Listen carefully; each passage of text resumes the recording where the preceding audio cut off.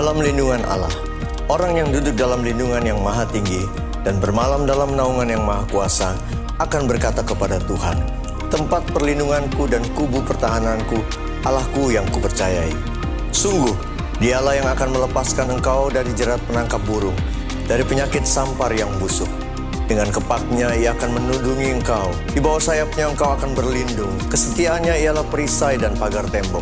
Engkau tak usah takut terhadap kedahsyatan malam, terhadap panah yang terbang di waktu siang, terhadap penyakit sampar yang berjalan di dalam gelap, terhadap penyakit menular yang mengamuk di waktu petang. Walau 1.000 orang rebah di sisimu, dan 10.000 di sebelah kananmu, tetapi itu tidak akan menimpamu. Engkau hanya menontonnya dengan matamu sendiri dan melihat pembalasan terhadap orang-orang fasik. Sebab Tuhan ialah tempat perlindunganmu, yang maha tinggi telah kau buat tempat perteduhanmu. Malapetaka tidak akan menimpa kamu, dan tulah tidak akan mendekat kepada kemahmu. Sebab malaikat-malaikatnya akan diperintahkannya kepadamu, untuk menjaga engkau di segala jalanmu. Mereka akan menatang engkau di atas tangannya, supaya kakimu jangan terantuk kepada batu. Singa dan ular tedung akan kau langkahi, engkau akan menginjak anak singa dan ular naga. Sungguh, hatinya melekat kepadaku, maka aku akan meluputkannya. Aku akan membentenginya, sebab ia mengenal namaku. Bila ia berseru kepadaku, aku akan menjawab. Aku akan menyertai dia dalam kesesakan. Aku akan meluputkannya dan memuliakannya. Dengan panjang umur akan kukenyangkan dia, dan akan kuperlihatkan kepadanya keselamatan daripadaku.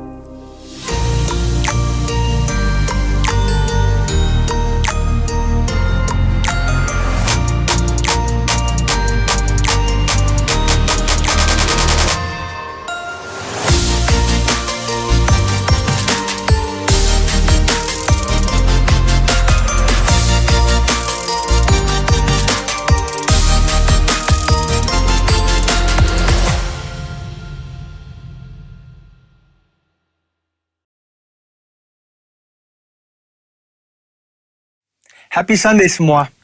Tema Voice of Pentecost hari ini adalah, apakah orang Kristen pasti berbuah? Sebagai orang percaya, hidup kita harus senantiasa berbuah, agar supaya memberikan kesaksian untuk orang lain dan sebagai bukti dari hasil kerja Roh Kudus. Jadi apa itu sebenarnya buah roh? Galatia 5 ayat 22-23 berkata, tetapi buah roh ialah kasih, sukacita, damai sejahtera, kesabaran, kemurahan, kebaikan, kesetiaan, kelemah lembutan, penguasaan diri. Tidak ada hukum yang menentang hal-hal itu. Kalau kita lihat secara biologi, buah adalah sesuatu yang dihasilkan oleh sebuah pohon sebagai bagian dari proses pertumbuhannya. Buah yang dihasilkan oleh sebuah pohon ditujukan untuk menyebarkan benih, dan proses tersebut bisa melalui berbagai macam cara. Benih tersebut bisa jatuh di tanah, terbawa oleh angin, dimakan oleh binatang atau manusia, dan seterusnya. Demikian juga dengan kehidupan orang Kristen. Hidup kita beberapa kali digambarkan seperti sebuah pohon. Kita ditanam, bertumbuh, lalu menghasilkan buah. Dalam konteks kekristenan, buah roh adalah sesuatu yang keluar dari kehidupan orang percaya setelah bertumbuh dalam Kristus. Dan pada akhirnya, buah tersebut ditujukan untuk menyebarkan benih firman Tuhan kepada semua orang. Ketika seseorang lahir baru dan mempunyai iman percaya kepada Yesus sebagai juru selamat, maka orang itu akan mengalami transformasi dalam kehidupannya yang dikerjakan oleh Roh Kudus.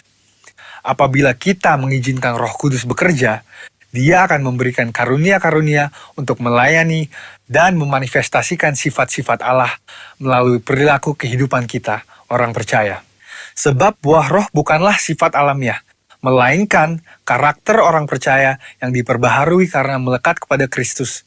Dan ini merupakan sebuah tanda dari kedewasaan rohani. Sekarang kita akan membahas beberapa pertanyaan yang sering dibicarakan seputar buah roh. Yang pertama adalah, apakah seseorang bisa menunjukkan nilai-nilai kebaikan tanpa pendiaman Roh Kudus?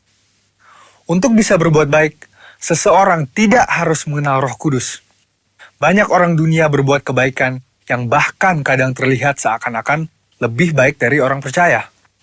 Hal ini karena semua orang dimanapun mereka berada dan dari budaya atau keluarga apapun bisa menerima dan menyetujui prinsip-prinsip buah roh. Namun ada perbedaan yang mendasari prinsip-prinsip dari buah roh tersebut antara orang percaya dan orang dunia. Bagi orang percaya, Prinsip-prinsip buah roh dilakukan untuk memuliakan Tuhan. Semua ditujukan untuk menyenangkan Dia, dan firman Tuhanlah yang menjadi standar untuk prinsip tersebut. Tetapi untuk orang dunia, yang hidupnya dikuasai oleh kedagingan dan tidak didiami serta dituntun oleh Roh Kudus, prinsip perbuatan baiknya didasari oleh pemahaman orang itu sendiri dengan motif yang berbeda-beda. Pertanyaan yang kedua adalah, apakah orang yang kelihatan berbahasa roh pasti menunjukkan buah roh dalam kehidupannya? Seseorang bisa saja berdoa dalam bahasa roh, tetapi masih hidup dalam kedagingan serta tidak menunjukkan tanda-tanda buah roh. Sebab dibutuhkan upaya oleh orang percaya supaya Roh Kudus senantiasa bekerja penuh, memimpin, dan membentuk karakter Kristus di dalam diri kita masing-masing. Sekali lagi, hal ini sama seperti sebuah pohon. Agar menghasilkan buah, maka pohon tersebut harus dirawat dan diberikan nutrisi supaya bisa bertumbuh dan menghasilkan buah. Seperti yang tertulis dalam Mazmur 1 ayat 1-3. Jadi, berbahasa roh tidak menjamin bahwa buah roh ada di dalam kehidupan seseorang. Bagaimana caranya supaya bisa menghasilkan buah roh? Kita harus melakukan disiplin rohani seperti bersaat teduh, berdoa, berbahasa roh, merenungkan firman Tuhan, bersekutu dalam kul, ikut pelayanan, membantu orang percaya untuk dapat hidup dalam pimpinan Roh Kudus, dan memberikan pelajaran praktis, sehingga mereka pun dapat menghasilkan buah roh dalam kehidupan mereka. Pertanyaan yang ketiga adalah, apa dampak buah roh dalam kehidupan orang percaya? Sama seperti buah yang berasal dari pohon tidak dimakan dan dinikmati oleh pohonnya sendiri, demikian juga halnya dengan buah roh. Buah roh yang dihasilkan oleh orang percaya ditujukan untuk membuat dampak kepada orang lain di sekitarnya. Rasul Paulus mengatakan bahwa orang yang menghasilkan buah adalah orang yang hidup sebagai anak-anak terang. Orang percaya yang menghasilkan buah roh pasti akan berdampak kepada orang lain di sekitarnya. Orang percaya dipanggil dan ditetapkan oleh Tuhan untuk menjadi terang yang dapat dilihat oleh orang lain. Jadi, tujuan akhir dari buah roh adalah supaya lebih banyak orang datang mengenal Tuhan Yesus akibat kesaksian hidup kita. Mari kita mengambil keputusan untuk terus menjaga dan merawat kehidupan rohani kita, supaya nanti pada waktunya, hidup kita juga menghasilkan buah untuk kemuliaan Tuhan. Saudara, untuk penjelasan lebih lengkapnya dari tim teologi kami, jangan lupa buka link yang ada di atas atau scan barcode yang tersedia. Selamat hari Minggu, Tuhan Yesus memberkati.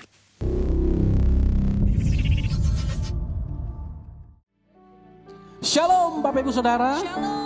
Puji Tuhan, saya percaya masuk bulan yang baru, ada berkat yang baru Tuhan siapkan bagi setiap kita. Yang percaya katakan amin. Mari siapkan hati kita dari tempat kita masing-masing. Kita tundukkan kepala, kita berdoa. Kami berterima kasih buat semua kebaikan demi kebaikan-Mu bagi kami. Kami percaya Tuhan, di bulan yang baru, penyertaan Tuhan terus sempurna bagi kami. Pagi ini kami siapkan hati kami untuk memuji dan menyembah Engkau. Di dalam nama Yesus kami berdoa dan mengucap syukur. Haleluya, haleluya, haleluya. Engkau yang berjalan bersama dengan kami di setiap musim dalam hidup kami.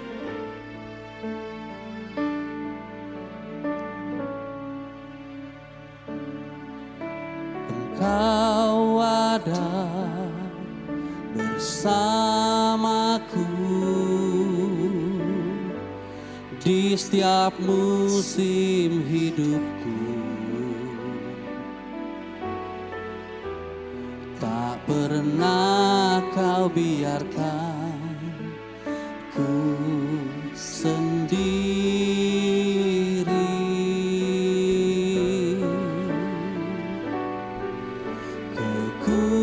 Kekuatan di jiwaku adalah bersamamu. Tak pernah ku ragukan kasih-Mu.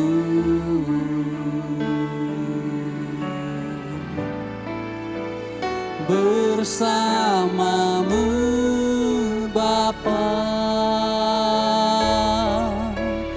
ku lewati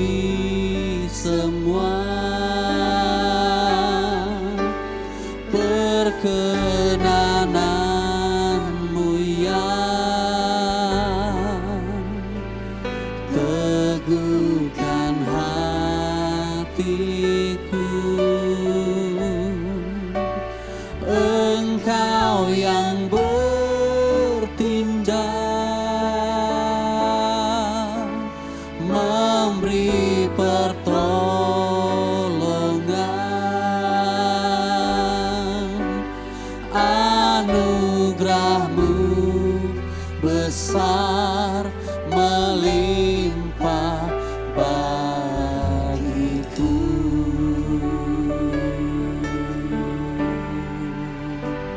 Engkau ada bersamaku di setiap musim hidupku. Tak pernah kau biarkan ku sendiri, sebab kekuatan-Mu, di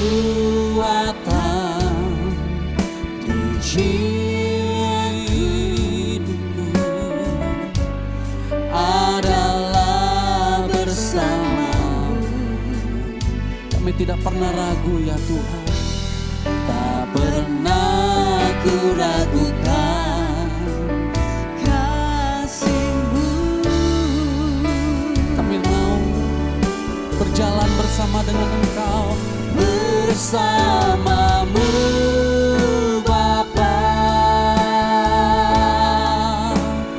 Ku lewati semua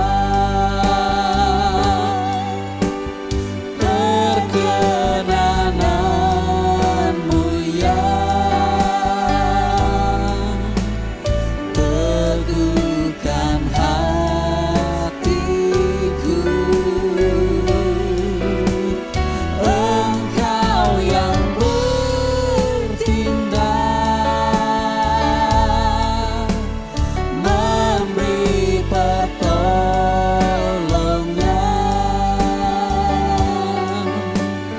Anugerah-Mu besar melimpah bagiku. Bersamamu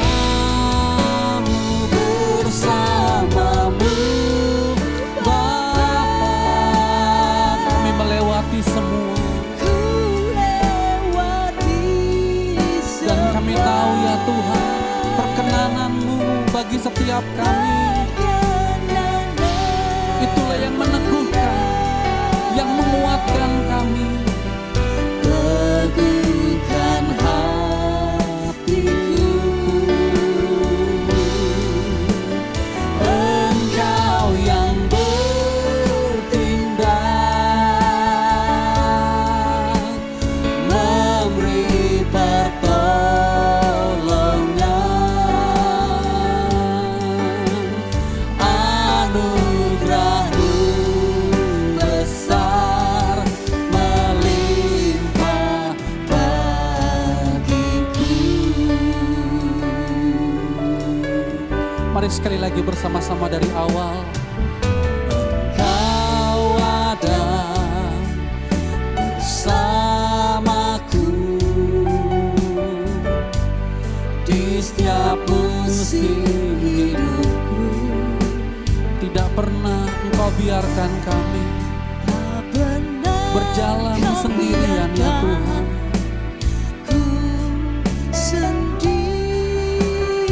Kekuatan di jiwa kami, kekuatan dalam hidup kami adalah ketika kami berjalan bersama dengan Tuhan. Adalah bersama-Mu. Kami tidak pernah ragu akan Engkau dalam hidup kami. Engkau yang pegang setiap kami dengan tangan kanan-Mu, yang memberikan kemenangan demi kemenangan. Ini pernyataan kami di hadapan-Mu. Bersama-Mu Bapa, ku lewati semua perkenanan-Mu yang teguhkan hatiku. Engkau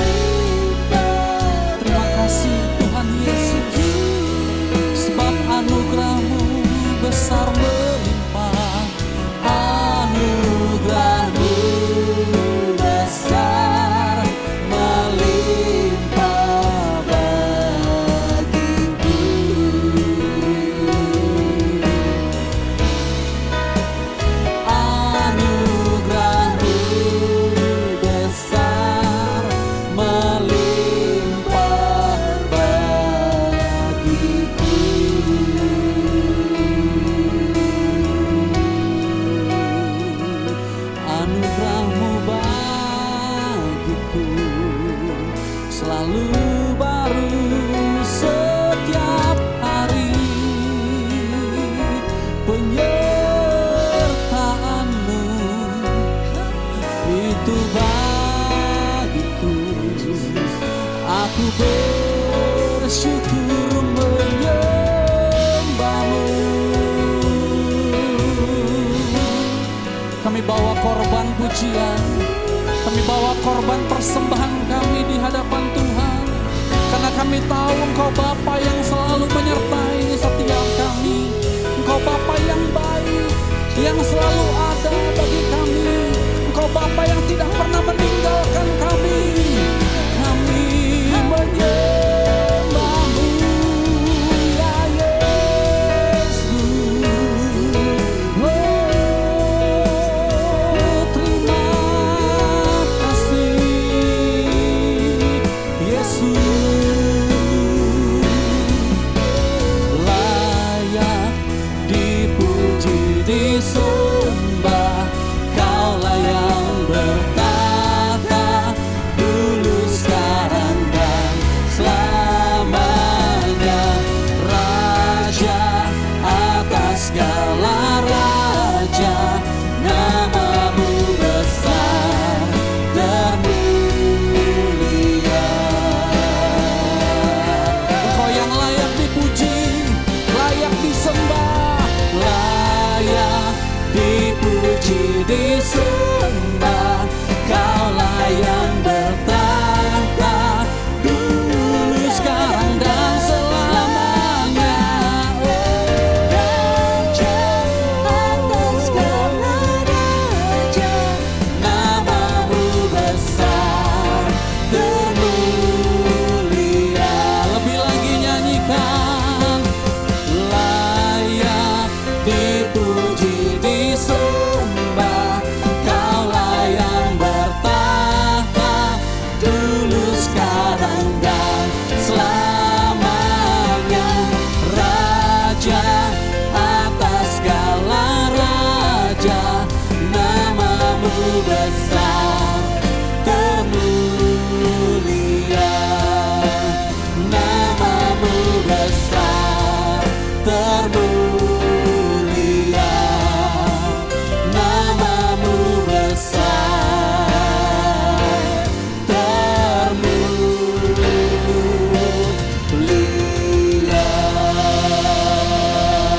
Haleluya.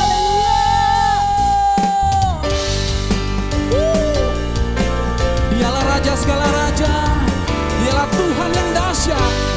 Bangkit gereja Tuhan, bangkit bagi Yesus. Bangkit gereja Tuhan sekarang, maju dalam kuasa Roh Kudus. Kemenangan telah diberikan, kuasa dosa dipatahkan, umatnya dipulihkan, bersoraklah. Sekali lagi, bangkit gereja Tuhan sekarang. Mari maju dalam kuasa Roh Kudus. Maju dalam kuasa Roh Kudus.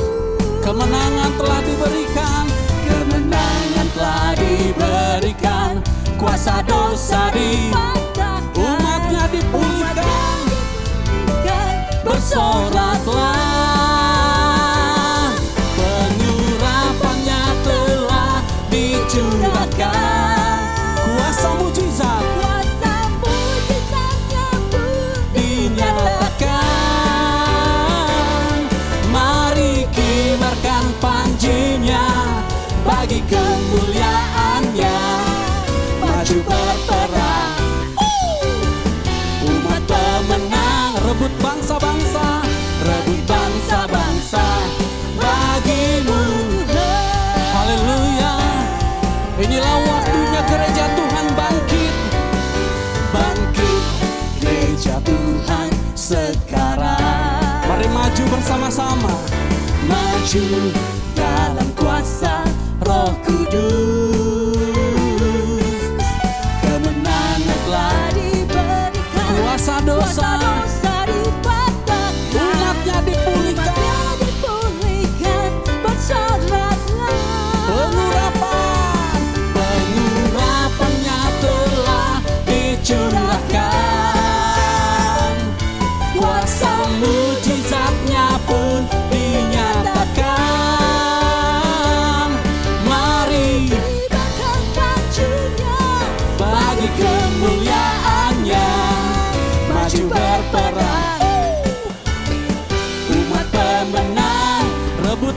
bangsa-bangsa, bangsa-bangsa bagimu. Sebab pengurapannya telah dicurahkan, kuasa mujizatnya pun dinyatakan. Mari kibarkan bagi kemuliaannya, maju berperang, umat pemenang, rebut bangsa-bangsa bagimu Tuhan. Maju berperang, maju berperang, umat pemenang, rebut bangsa-bangsa.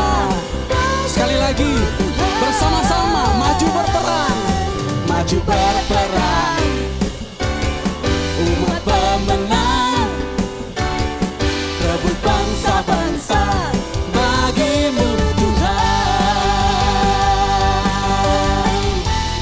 Boleh dari tempat kita masing-masing, semuanya sorakan hei hei hei.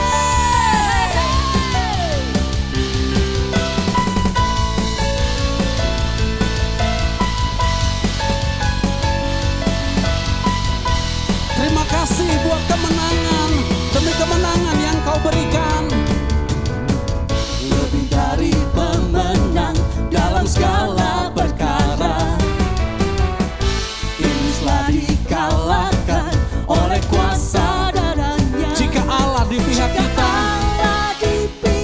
kita, siapa dapat melawan? Tidak ada kita lebih dari haleluya, haleluya. Kibarkanlah panjinya, Yesus Raja segala. Haleluya. Bangkitlah gereja Tuhan, kita lebih dari pemenang.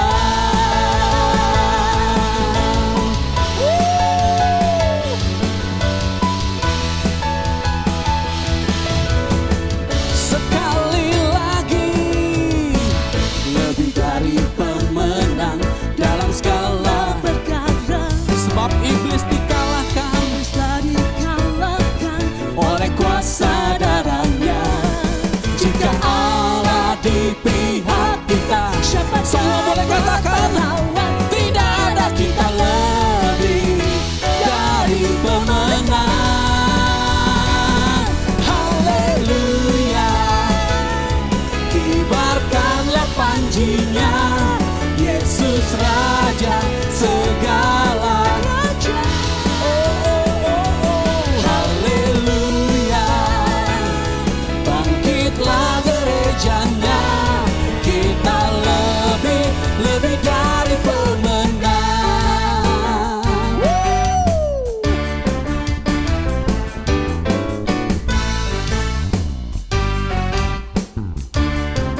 Mari katakan, kita lebih dari pemenang. Kita lebih dari pemenang. Kita lebih dari pemenang. Kita lebih dari Katakan saya lebih dari pemenang. Saya lebih Haleluya. dari pemenang. Saya lebih dari pemenang. Saya lebih Jika Allah di dari pihak kita, pemenang. jika Allah di pihak kita, Siapa melawan? tidak ada kita lebih dari pemenang. Semua haleluya.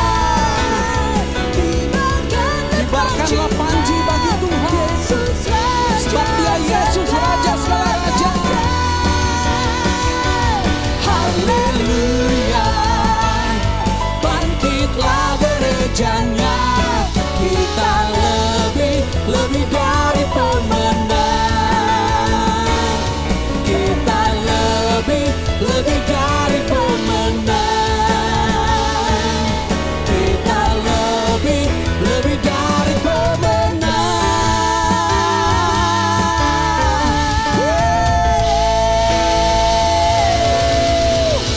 Haleluya, haleluya, haleluya.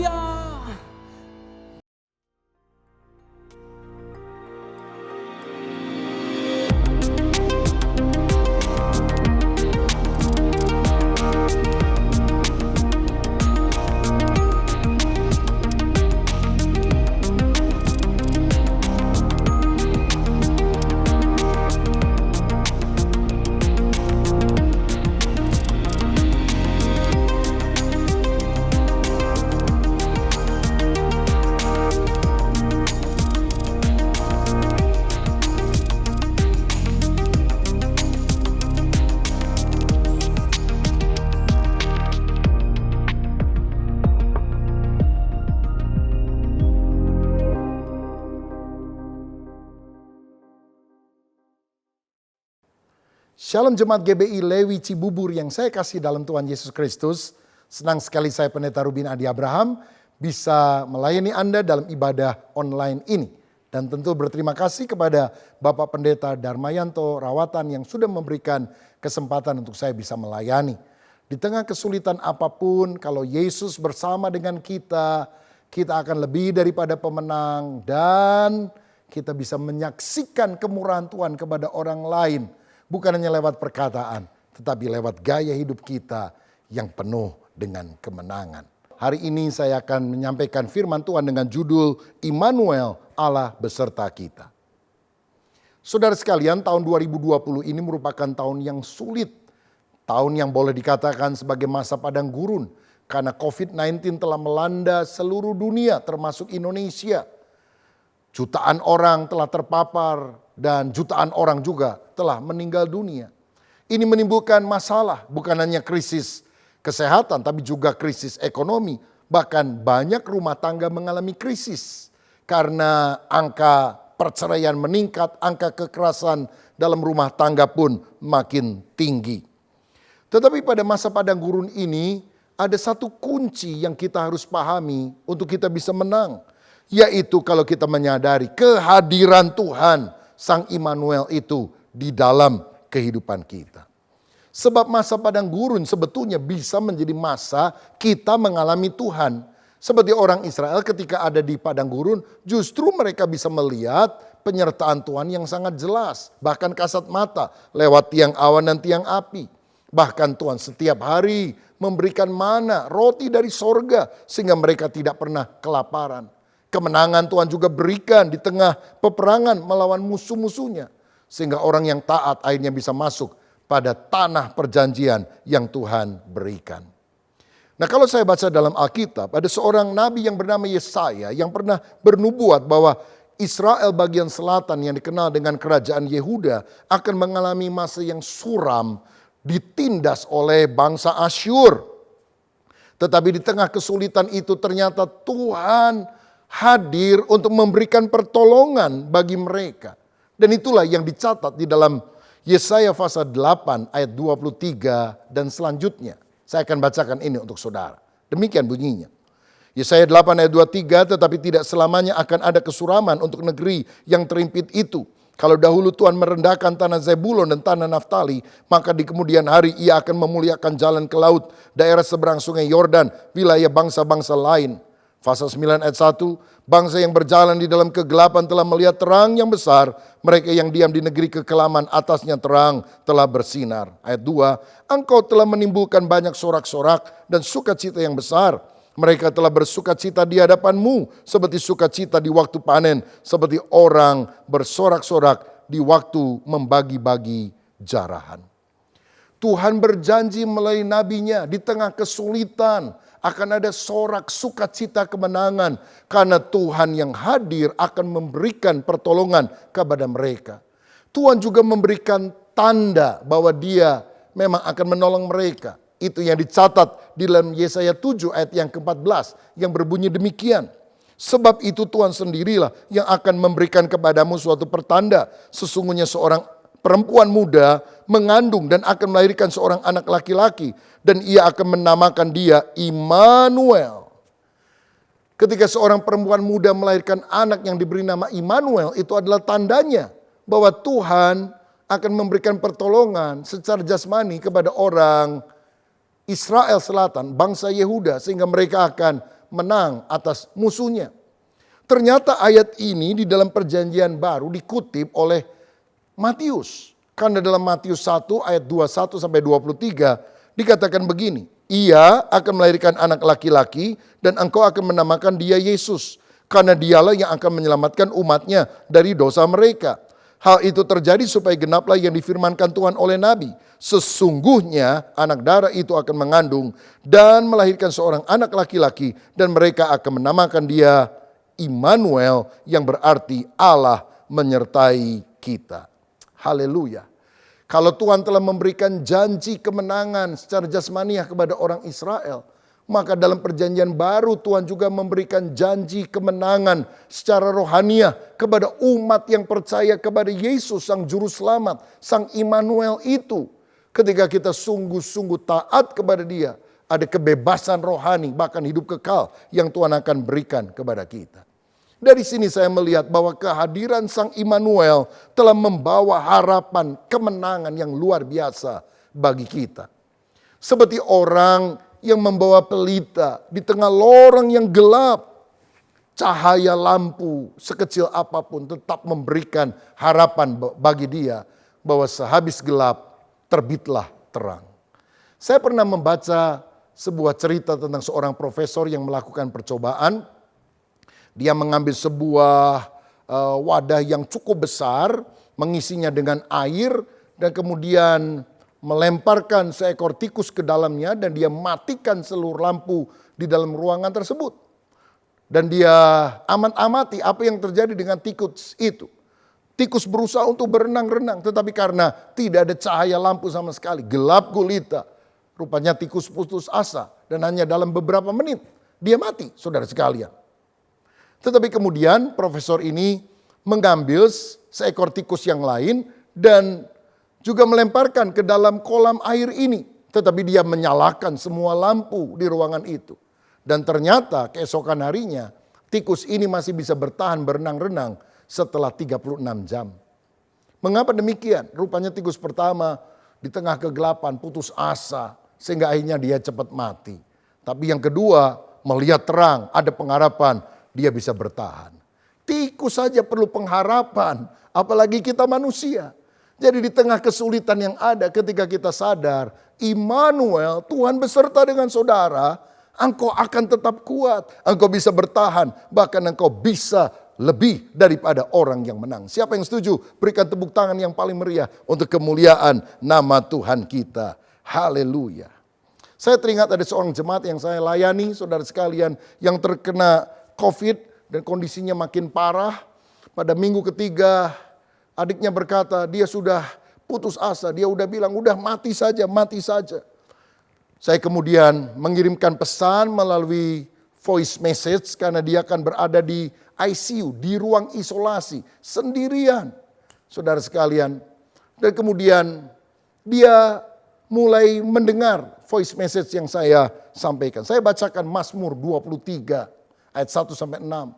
Dan ada kalimat, sekalipun aku berjalan dalam lembah kekelaman, aku tidak takut bahaya karena engkau besertaku.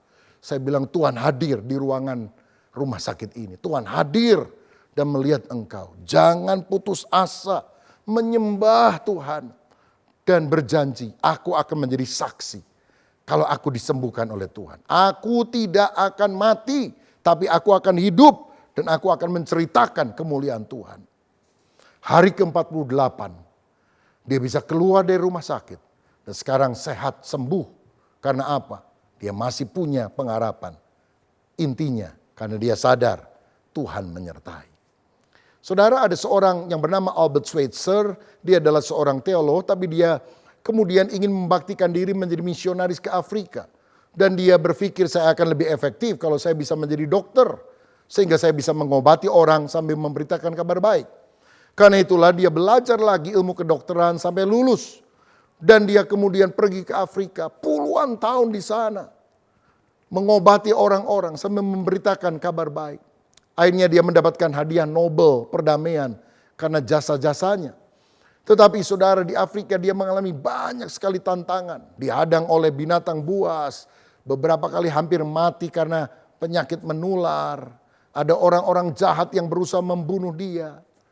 Satu kali seorang tanya kepada dia, Albert, apa yang menyebabkan engkau bisa bertahan puluhan tahun di Afrika, di tempat yang tidak nyaman ini? Albert berkata, karena Tuhan pernah janji kepada saya. Oh ya? Dia pernah janji apa? Matius 28 ayat 20. Aku menyertai kamu senantiasa sampai kepada akhir zaman. Karena saya percaya Tuhan menyertai saya selamanya. Aku tidak takut karena pasti ada kemenangan yang Tuhan berikan. Tahukah saudara bahwa Tuhan juga menyertai saudara pada hari-hari ini di tengah kesulitan.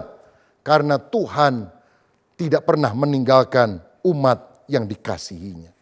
Nah, jika kita sadar bahwa Allah itu adalah Immanuel, Allah yang selalu beserta kita, maka ada 3 hal yang kita perlu yakini. Yang pertama, ada jalan keluar di tengah kesulitan. Ayat 23 berkata, tetapi tidak selamanya akan ada kesuraman untuk negeri yang terimpit itu. Saudara, himpitan kesulitan itu dialami oleh semua orang. Tapi tahukah saudara, cara pandang kita terhadap masalah jauh lebih penting dari berapa besarnya masalah itu sendiri. Sebab kalau kita punya sikap dan cara pandang yang tepat, kita akan teguh. Tapi kalau sikap dan cara pandang kita salah, kita akan runtuh. Alkitab berkata, tak selamanya akan ada kesukaran atau kesuraman untuk negeri yang terimpit itu. Kalau hari ini saudara mengalami kesulitan, katakan dengan iman, this too shall pass. Semua ini akan berlalu. Badai boleh datang, tapi badai pasti akan berlalu. Sehabis hujan ada pelangi yang berseri.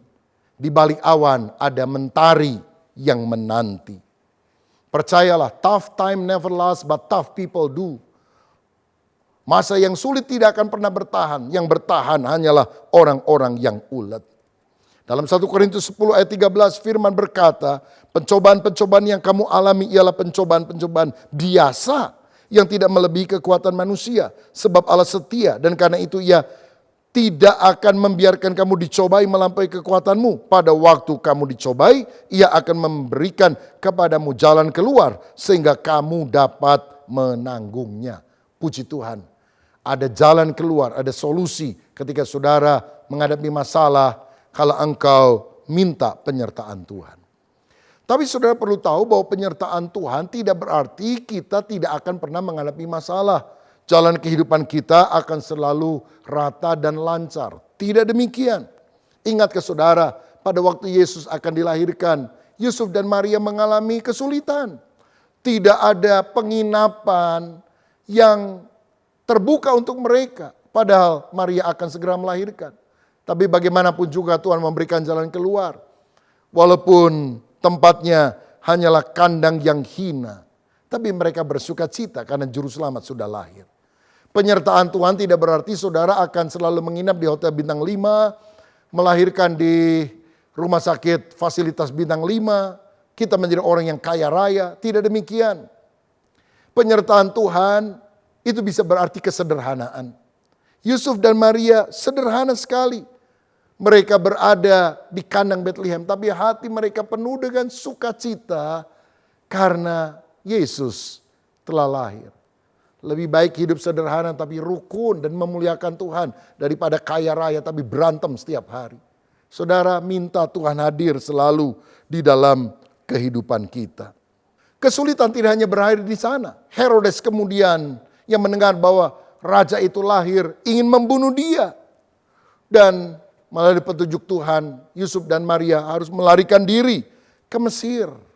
Dan bagi seorang tukang kayu sederhana, dari mana mereka punya uang yang banyak untuk istilahnya pindah ke luar negeri. Tapi Tuhan memberikan jalan keluar. Dia mengutus terlebih dahulu orang Majus yang membawa persembahan yang berharga, emas, kemenyan, dan mur. Dan dengan persembahan yang berharga itu, mereka punya cukup dana untuk bisa pindah ke Mesir dan terpelihara daripada ancaman Herodes sampai Herodesnya mati.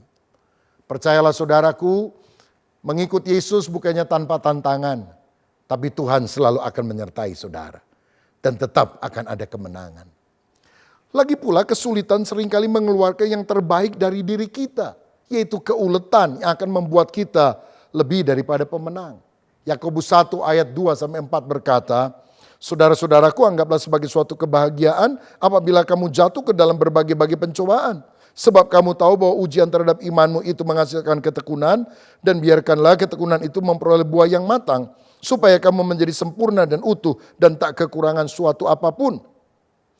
Saya teringat ada seorang yang bernama Max Lucado. Dia adalah seorang penulis buku rohani yang sangat terkenal di Amerika Serikat. Ada 50 judul buku lebih yang telah dia tulis dan telah terjual lebih dari 28 juta kopi.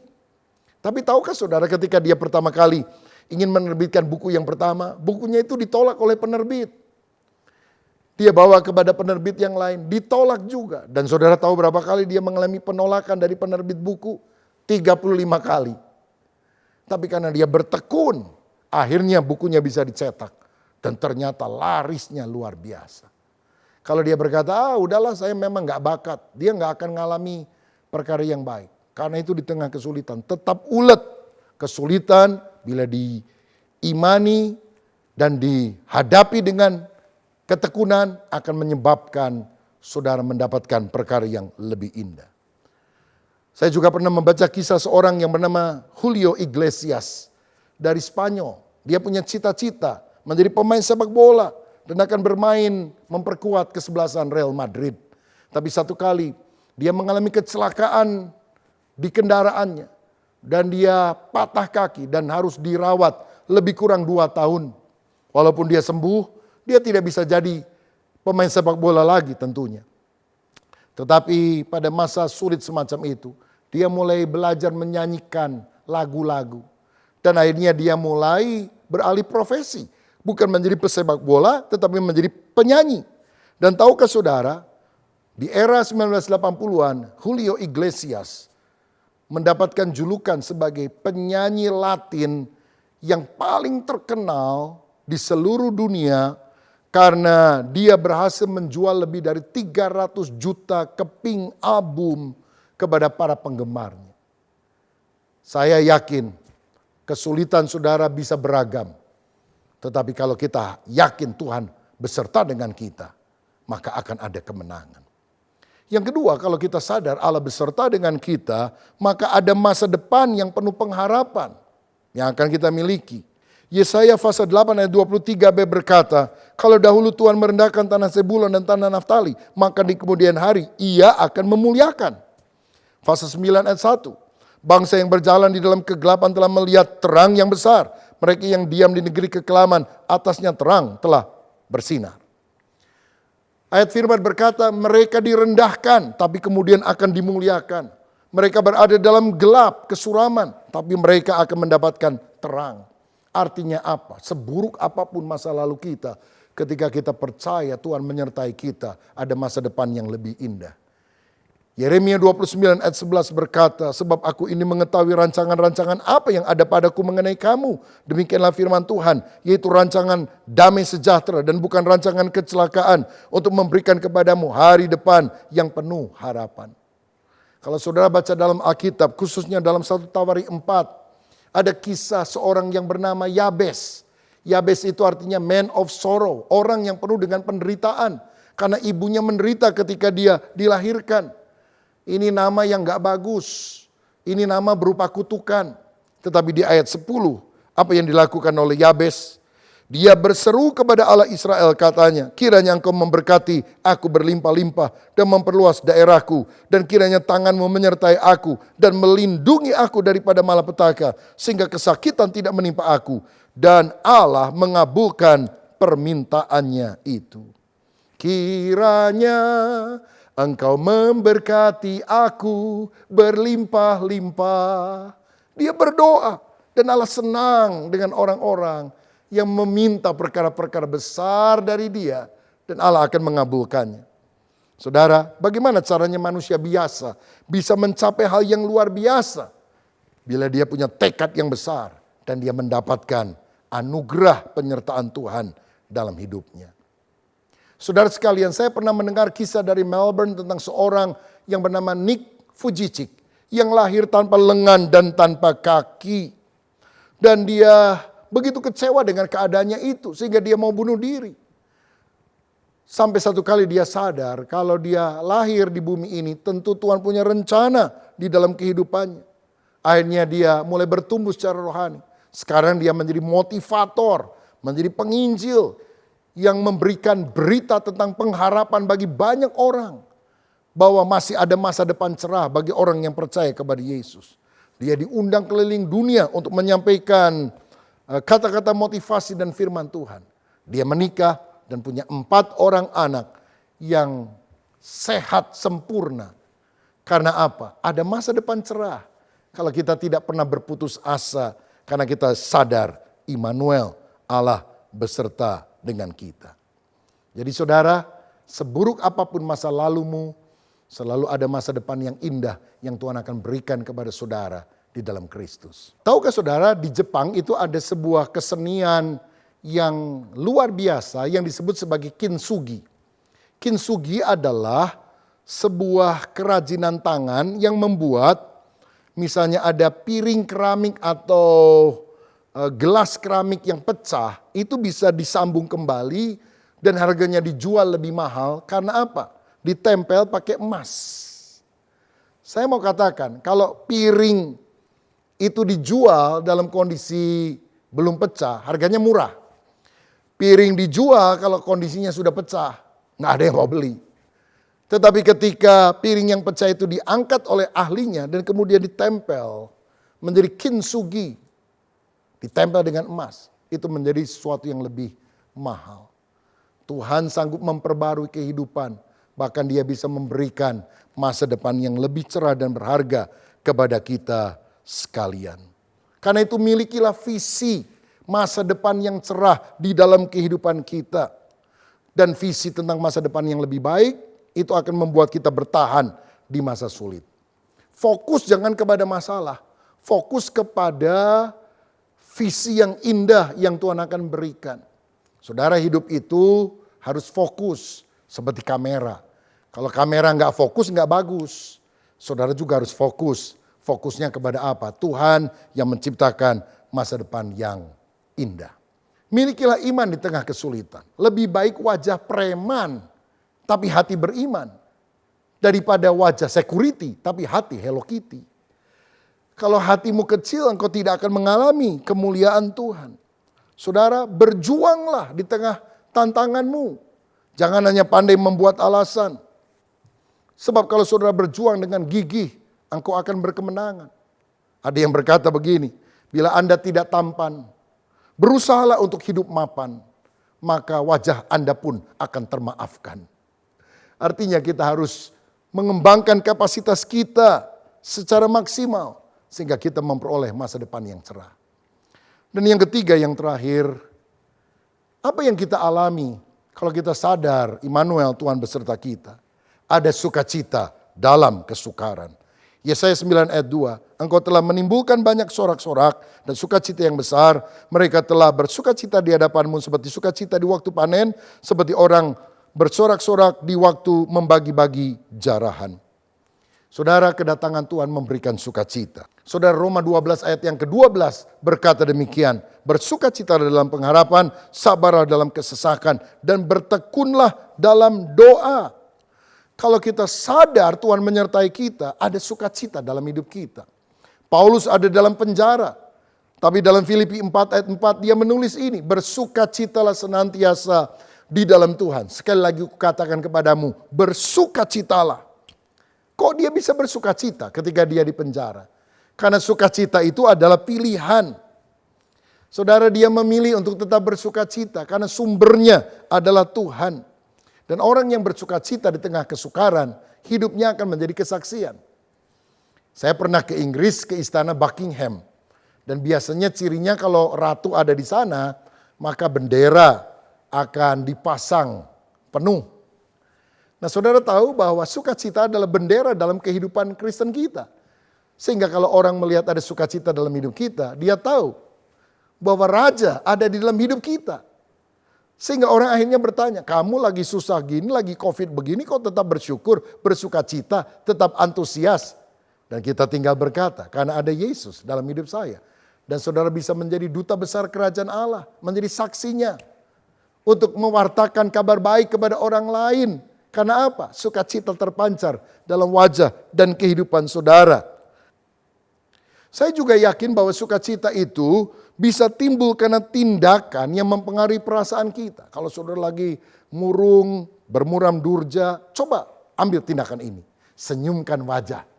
Senyum di depan kaca. Berkata haleluya, haleluya. Nyanyikan lagu pujian untuk Tuhan. Menyembah Tuhan. Hati saudara akan berubah. Sukai juga humor-humor yang sehat dengan anggota keluarga dan rekan-rekanmu. Milikilah sikap yang optimis, jangan pesimis. Seperti Yosua dan Kaleb, jangan seperti 10 pengintai. Orang yang pesimis selalu melihat kesempitan di tengah kesempatan. Tapi orang yang optimis selalu melihat kesempatan di tengah kesempitan. Saya ingin ajak saudara melihat sebuah klip pertandingan pingpong.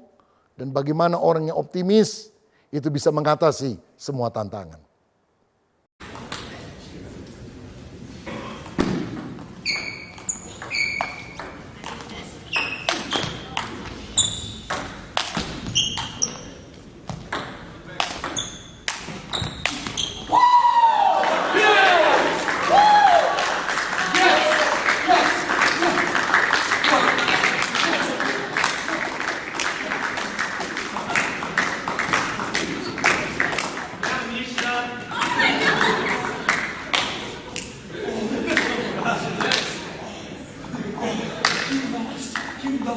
You lost. Oh, how does it feel to lose the point, man? What? Oh, yeah.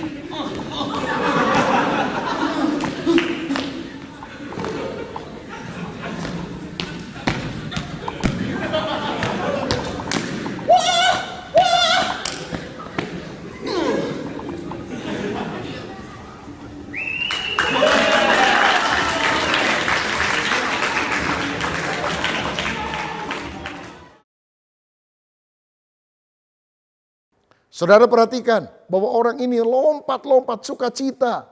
Saya pikir karena dia menang, ternyata dia baru memperoleh poin 1, sedangkan lawannya sudah begitu banyak. Karena dia pikir apa? Oh, kalau aku sudah bisa memperoleh angka 1, aku bisa kejar terus sampai aku berhasil.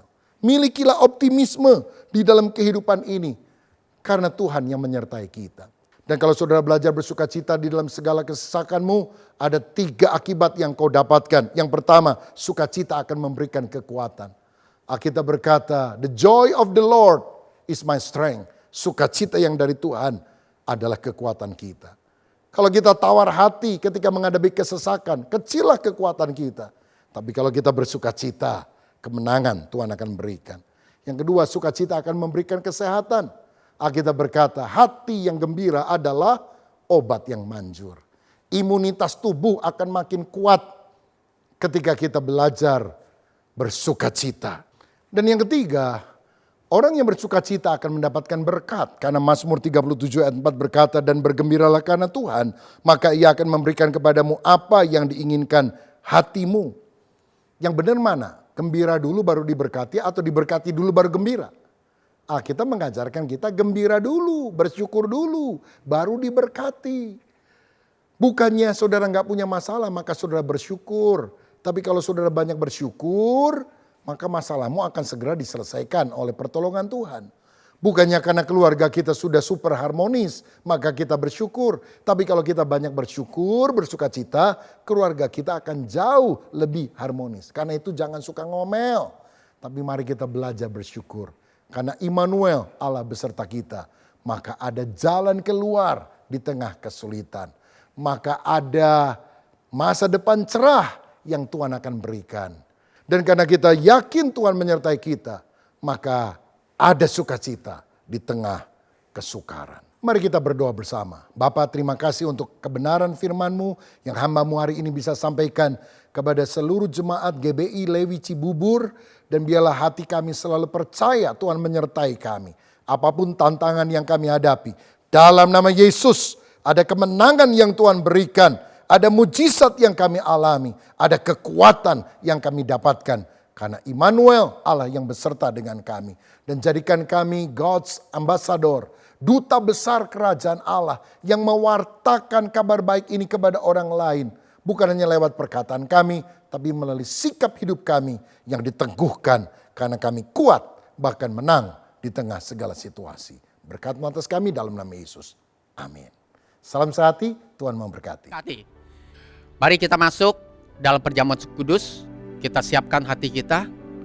Mari kita berdoa. Kita tahu bahwa perjamuan kudus ini dengan darah Tuhan Yesus, dengan bilu-biru Tuhan Yesus, segala penyakit kita telah disembuhkan. Dan Kristus telah menebus kita dari segala kutuk hukum Taurat. Silakan kita berdoa.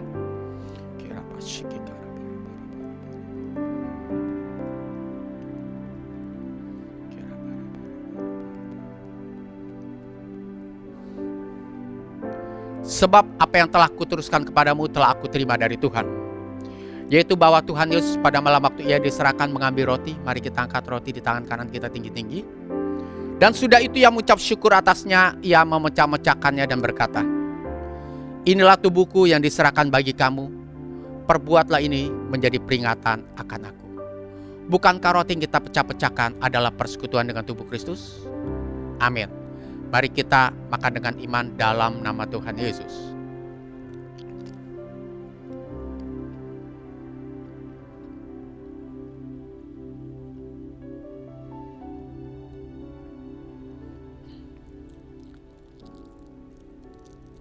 Terima kasih untuk tubuhmu Tuhan Yesus. Oleh bilur-biru Tuhan Yesus kami telah sembuh. Mari kita angkat cawan di tangan kanan kita tinggi-tinggi. Demikian juga ia mengambil cawan sudah makan lalu berkata, cawan ini adalah perjanjian baru yang dimeteraikan oleh darahku. Perbuatlah ini setiap kali kau minumnya menjadi peringatan akan aku. Bukankah cawan yang atasnya kita ucapkan syukur adalah persekutuan dengan darah Kristus? Amin. Mari kita minum dengan iman dalam nama Tuhan Yesus. Terima kasih darahmu Tuhan Yesus. Oleh bilur-biru Tuhan Yesus kami telah sembuh. Mari ucapkan syukur pada Tuhan. Terima kasih. Terima kasih Tuhan.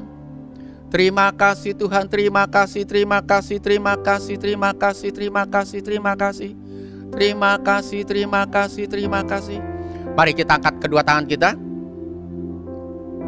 Bagi yang alami sakit penyakit, bisa letakkan tangan kiri di tempat organ tubuh yang sakit. Pada saat ini kami mengimpartasikan kuasa, otoritas daripada Tuhan Yesus, yaitu dalam nama Tuhan Yesus, dengan kuasa daripada Roh Kudus. Apapun sakit penyakit yang tangan diletakkan pada organ tersebut, baik di kepala, di leher, di pundak, di dada, di perut, di pinggang, di punggung, di tangan, di kaki, kami perintahkan segala sakit penyakit yang ada pada tubuh. Hai sakit penyakit, keluar dari tubuh yang ada dalam nama Tuhan Yesus. Sakit penyakit kami perintahkan keluar dari tubuh yang ada dalam nama Tuhan Yesus. Dan kami berkati organ-organ tubuh tersebut sehat, kuat dalam nama Tuhan Yesus. Kami perintahkan dengan otoritas dalam nama Tuhan Yesus, kuasa Roh Kudus. Hai organ-organ tubuh, jadilah sehat, jadilah kuat dalam nama Tuhan Yesus. Dan mari kita angkat kedua tangan kita. Kami akan berdoa dalam hal keuangan. Diberkatilah setiap yang mengangkat tangan. Diberkati dengan berkat Abraham, Ishak, Yakub, Israel. Diberkatilah keluar masukmu. Diberkatilah engkau di kota. Diberkatilah engkau di ladang. Diberkatilah pekerjaan usahamu. Diberkati lubuk adonanmu. Diberkatilah rekening-rekening bankmu. Engkau akan terus naik, tidak akan pernah turun. Engkau akan menjadi kepala bukan ekor. Diberkati berlimpah, limpah, limpah, limpah. Dalam nama Bapa, Anak, dan Roh Kudus, yaitu Tuhan Yesus Kristus. Amin. Terima kasih Tuhan. Terima kasih, terima kasih, terima kasih, terima kasih. Mari kita angkat kedua tangan kita. Terima berkat Tuhan. Damai sejahtera, perlindungan dan berkat-berkat daripada Allah Bapa. Kasih yang sempurna pada Tuhan kita Yesus Kristus.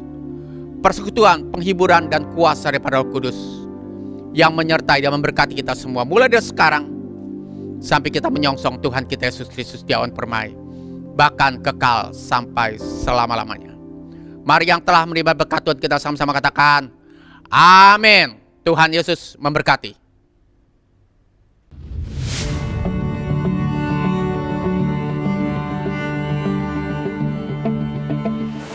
Shalom jemaat terkasih, info seputar pelayanan Lewi Ministry.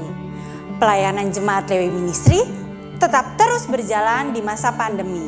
Seperti baptisan air, penyerahan anak, pemberkatan dan peneguhan nikah, pelayanan kedukaan, dan pelayanan jemaat lainnya.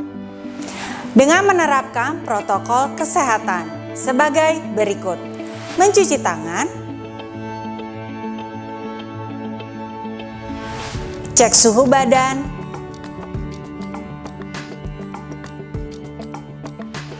memakai masker atau face shield,